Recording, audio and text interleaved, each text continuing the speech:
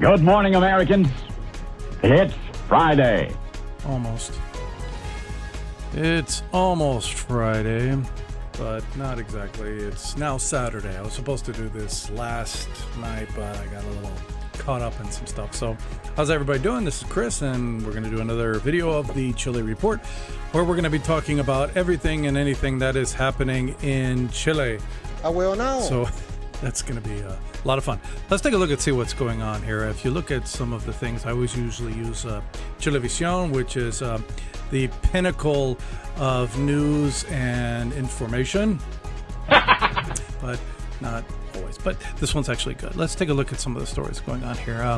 A drunk driver ran over some firefighters that were responding to a fire. So the drunk driver ran over 3 firefighters responding to a road emergency in Chiguayante. Oh my God! Oh boy, that's really bad.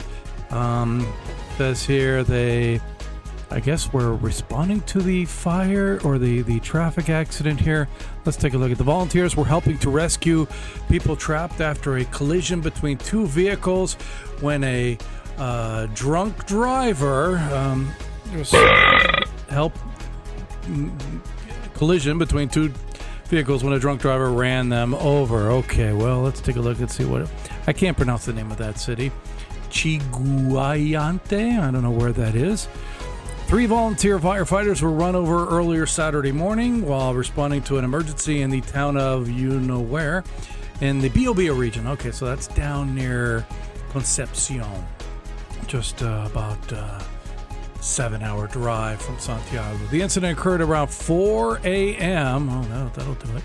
When officials went to the intersection at Manuel Rodriguez Avenue and Chiguay Street due to a collision between 2 vehicles. Well, that's not good, is it? Can't have that. So that is a problem. So they do have I think it's called the Ley Emilia, the Emilia law, which puts on stiffer penalties for people who drink and drive, and if that's effective or not, I don't know.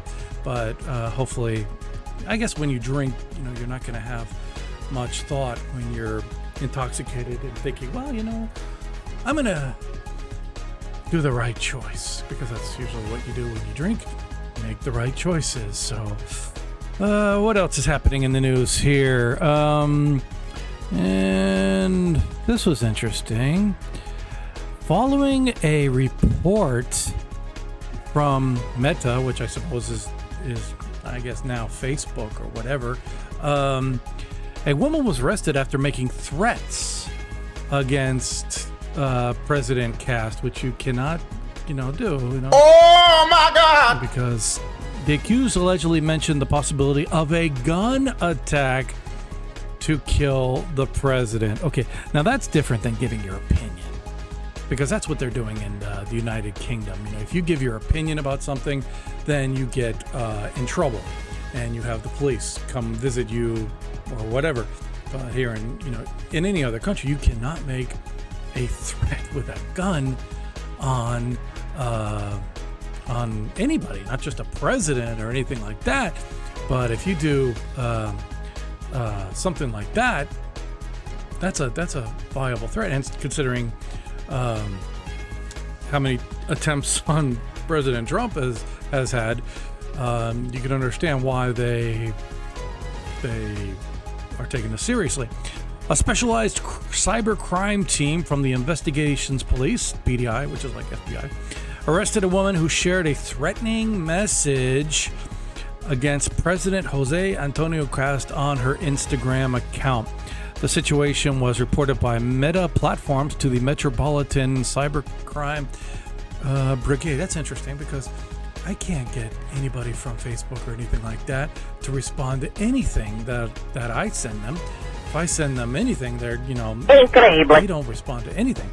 And people post all kinds of hateful things on Facebook.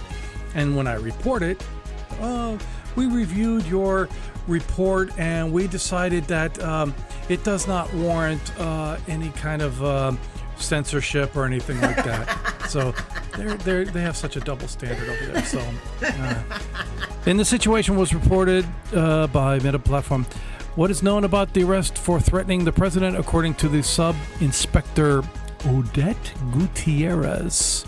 Is that her name? Yeah, okay. Following the alert from Meta, investigative procedures began until a 23-year-old woman was found in the city of Talca. That's interesting because that's where they're putting a new jail or something like that, if I understand correctly. And that's a big story, but I don't see that in the news today. Because of this, the accused's phone was seized and she was brought before the Talca Guarantee Court. Where national house arrest and monthly signing were ordered for the 2 months that the investigation will take place. Yeah, you gotta watch what you do online. I don't mind people, giving their opinions online. That's fine. But if you're gonna make threats, especially with what happened in New York with the CEO of that healthcare company, you can't be making threats like that. Even though I can't stand healthcare companies, obviously, but you can't be making violent threats of death or even insinuations. Like there was one woman who posted subtly that last week there was a near hit or a near miss of Marine One, the presidential helicopter for the U.S. president, and it just almost hit an airplane coming out of Reagan National Airport. And one woman put, so close. See, that's a subtle reference to not being pleased with him not dying. And you can't do that. That's not what democracies are for. There was things about, again, I've said it a million times, I'm independent, but there was things about Obama I liked and didn't like. There's things about Trump I like and didn't like, but I don't want neither of them dead. And that is getting out of control. What else is happening here? Well, the Frente Amplio right here, they're fighting for a new president or leader of their political group. But who cares about that? Let's take a look at some other things. I wouldn't mind. Look at this. Oh, this is funny. Jimena Osandan says, I wouldn't mind if the Ministry of Women were headed by a man. That's interesting. Well, you never know, because who knows what a man and a woman is these days, so that could very well be possible. What else is happening here today? Well, they made a big scandal about this story right here. This was ridiculous. Well, let me go back here. There was a woman who, she was the head of the Ministry of Sports, and she was seen at a party because she took a government vehicle to this karaoke party or something, and they fired her for it because, I guess if you're a public servant, you are held to a higher standard, and she was fired as the leader of the, or ministry of the Ministry of Sports, and she was fired because she was seen at a karaoke party where she was driven by a government vehicle to get there. As President Cass says here, for Natalie Duco during the cabinet reshuffle, it's a mistake anyone can make. And she was crying about it too. That's really, really bad. Following the cabinet reshuffle that resulted in Natalie Duco's resignation as Minister of Sport, the president addressed the now former official, highlighting her accomplishments during her tenure. Duco appeared visibly affected during the ceremony and the president's subsequent remarks. give me a break. Really? You're going to make a big stink about that? You have senators and congressmen and women going to Dubai to watch Formula One races while they're on medical license. And I'm not going to say any names, Cariola, but you have others that they get investigated for stuff, and then the judge, who's kind of an activist, says, "Oh, there's no evidence." That's how they get away with it. They just say, "Oh, there's no evidence." Well, of course there's no evidence when you don't investigate it. So that's, here we have a woman who just went to a party on Friday night or something. Big damn deal. Well, I guess, if that's what, they're doing, that is really, really sad. Let's take a look at what's really happening right now. If we look at the Chilevisión channel, let's see what they're showing. Ooh, what do you think about this? Look at this. Can I get out of here and show you this? No, hang on one moment. The end of contribuciones. Do you know what that is? That's property taxes. And that is something that I've always bitched and moaned about all the time. And in the United States, in Florida, they're going to vote on it. Of course, all the city and municipalities are breaking out all the scare tactics because they don't want to lose all that money. But here, they just want to eliminate it just for at least the senior citizens. I mean, that's the least you can do. The least you can do. Because can you imagine somebody that was like back in the 60s or 50s or 70s, and they bought a house maybe in Nuñoa, and of course Nuñoa is like, a hot spot to be in, and everybody wants to, live in there because it's a very hip place to live. But during, the 60s and 70s, it was kind of almost like the countryside. But now the property value is so high in those areas that it's impossible for senior citizens to pay the property taxes. I mean, it's the least you can do to get to do something about that. Because, when you have a senior citizen who, receives a bill for property taxes, that's like way more than what they receive than in their pension, it's it's really, really, really, really sad. So, but again, in Florida, where I grew up, or not grew up, I lived in there, they want to eliminate property taxes, los contribuciones, for people for your first and only home, what they call the homestead exemption.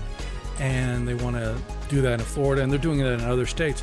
I'd like to see that happen here in Chile because it's hard enough for young couples, people, to buy a house now in Chile because it's really expensive and the process is really long, and you have to have a high down payment. I was very fortunate, but a lot of people aren't, and a lot of younger people in Generation Z, or what do they call the new generations now? I forgot.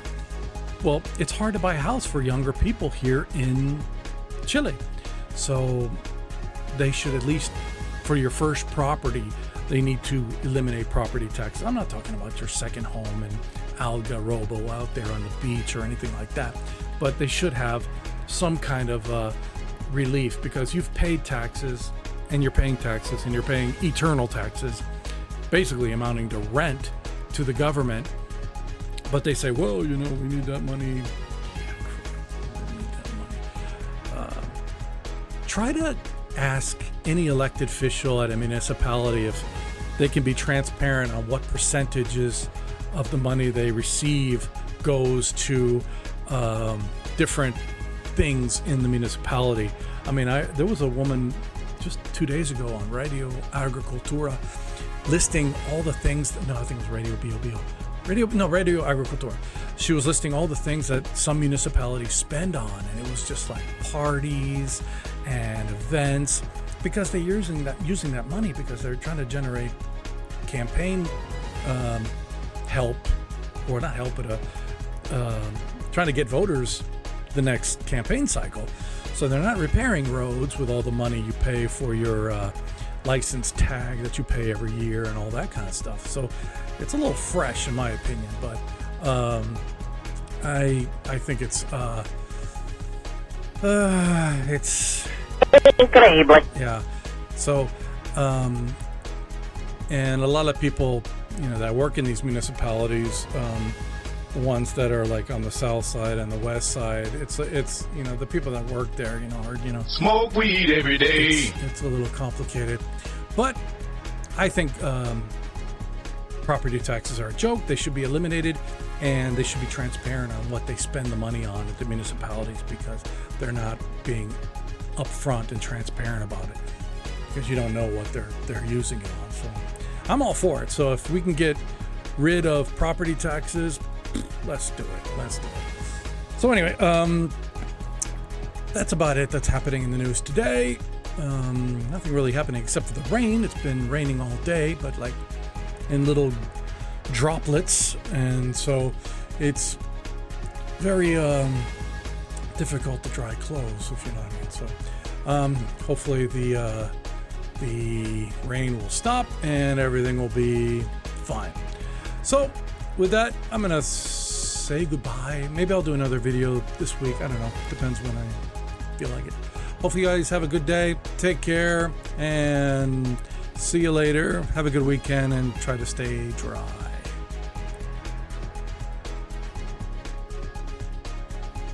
Ciao, concha tu madre.